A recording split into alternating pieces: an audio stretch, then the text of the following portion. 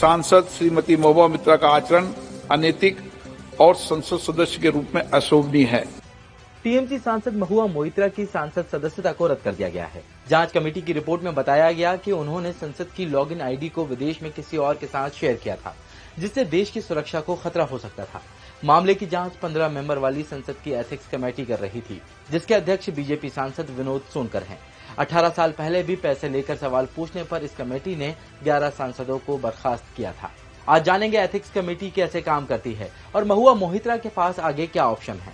Expert के मुताबिक बर्खास्तगी के बाद अगले साल होने वाले लोकसभा चुनाव में महुआ दोबारा से चुनाव लड़ सकती हैं।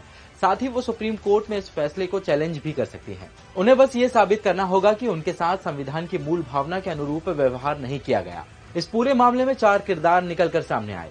पहली, महुआ मोइत्रा, जिन पर आरोप लगे। दूसरे हैं जय अनंत, ये सुप्रीम कोर्ट में वकील हैं। इन्होंने ही सीबीआई में महुआ मोइत्रा के खिलाफ सबूत देकर शिकायत दर्ज कराई थी। तीसरे हैं दर्शन हीरानंदानी, ये मुंबई बेस्ड रियल एस्टेट और इंफ्रास्ट्रक्चर कंपनी हीरानंदानी ग्रुप के सीईओ हैं। आरोप है कि इनसे पैसे लेकर महुआ मोइत्रा ने अडानी के खिलाफ संसद में सवाल पूछे थे।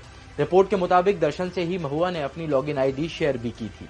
चौथे हैं बीजेपी सांसद निशिकांत दुबे, जिन्होंने इस मामले को संसद तक पहुंचाया। मामला संसद तक कैसे पहुंचा और इस पर क्या एक्शन लिया गया, अब ये जानते हैं। 14 अक्टूबर 2023 को सुप्रीम कोर्ट के वकील जय अनंत दहदराही ने महुआ के खिलाफ सीबीआई से शिकायत की थी। फिर इस मामले को बीजेपी सांसद निशिकांत दुबे ने लोकसभा स्पीकर ओम बिरला तक पहुंचाया। लोकसभा स्पीकर ने एक्शन लेते हुए इस मामले को एथिक्स कमेटी के पास भेज दिया था। सवाल जवाब के बाद कमेटी ने 500 पन्नों की रिपोर्ट तैयार की। फिर 10 नवंबर को लोकसभा में इस रिपोर्ट को पेश कर निष्कासन की सिफारिश की गई। इसके बाद 8 दिसंबर को एथिक्स कमेटी के अध्यक्ष विजय सोनकर ने महुआ के खिलाफ कार्रवाई के लिए संसद में रिपोर्ट पेश की, जिसे चर्चा के बाद स्वीकार कर लिया गया। अब एथिक्स कमेटी के बारे में जान लेते हैं, जिसने महुआ पर कार्रवाई की। 1996 में दिल्ली में हुए एक सम्मेलन में संसद के दोनों सदनों के लिए एथिक्स पैनल बनाने की बात रखी गई। साल 1997 में राज्यसभा में और 2000 में लोकसभा में इसका गठन किया गया, जिसका मकसद सांसदों की मोरल एथिकल कंडक्ट और मिसकंडक्ट मामलों की जांच करना है।